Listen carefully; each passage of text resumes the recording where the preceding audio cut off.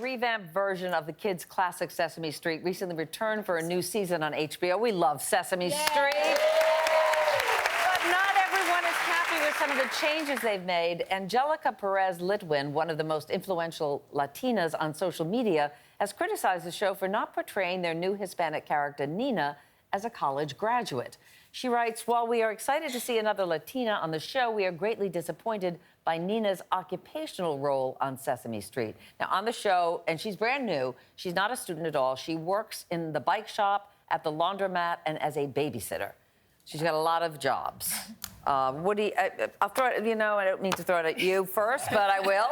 No, it's fine. I mean, honestly, I completely agree with her. I think Big is 100% right on this issue. Thank you, Sesame Street, for finally introducing a Latina character. I Maria applaud was them for Latina, that. was it? Yes, Maria was Latina. But I think, for me, here's the thing. There's 50 million of us in the United States. We're 17% of the population, and we are sending more kids to college than any other minority group right now. So for me, an accurate representation of a Latino millennial is a kid that is in college or college educated and has 3 jobs, because that sounds familiar to me. That's what I did in college. I went to college, I worked 3 jobs. So why not give a more accurate portrayal of what's really happening in this demographic? And the actress who's playing Nina has said that's what she would like. Yeah. That's how she saw herself. Because she's actually a college student. She's actually a college student, and obviously she's a working actress, but so many Latinos start working at 16. The tricky part about educational programming is figuring out if your character should be aspirational or reflective of the worldview as today. In this case, add 2 characters. Add this one character who has 3 jobs, great, and then one that's in college. So Sesame Street, add 2 Latinos. Yes, I love that idea. And look at the black guy in the dinosaur. What he doing? They're all dressed up He as looks like dinosaurs. Tyler Perry presents the Muppets. He actually works. Well, it'll be interesting to see the evolution of this character. She's brand new to the show. So and I love them. They're adding tons of diversity. They have Asian American characters. They have African American. So I think keep adding diversity and show what's really represented in the US. they also were one of the first shows ever to add diversity to the mix. So I give them a lot of credit for that. It is not uncommon for a parent to take something away from their child as punishment. I certainly did it. But a Texas dad was actually arrested for confiscating his daughter's iPhone.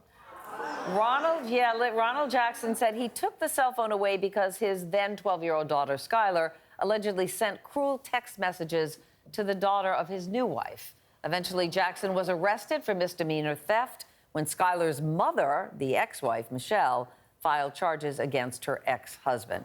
And Skylar said, I own the phone and pay the bills, but the phone was on her father's plan. So what do you think? Should he have ever been arrested? Absolutely not. Yeah. Oh, no. As for taking an iPhone, I wish I barely had a door on my bedroom door, okay? Worry about an iPhone. You know, and I think this is the problem. This is why some of these kids are getting crazy now, because you're taking a lot of control away from the parents and how they discipline these children. That's nonsense that he's in jail for something like that. But you have... This is a little tricky because you have 2 parents who no longer live together who have responsibility for this girl. And the mother, the ex-wife, said she had no problem with taking the phone away in the moment from her. But when she went to pick up the daughter, at that point, she felt he should have given her back the phone because she's now going to the mother's house. Okay, here's the thing. There is something going on with the mom and the dad. Oh, of course, yeah. So obviously, this kid's in the middle. The mom should have been on the same page with the dad and just stuck with the plan instead of been a great co-parent. Right. And then they took it offline and had a dialogue about it. But to call the cops on dad now just sends a mixed message ridiculous. to Skylar. Waste of tax money to arrest this guy. No? But here's the thing. But here's the thing. The mom is dating somebody on the police force. Oh, so then it gets even even trickier. muddier. It's Yeah. obviously Avery type of acrimonious kind of situation. divorce. Well, I think she got the phone back, didn't she? Yeah.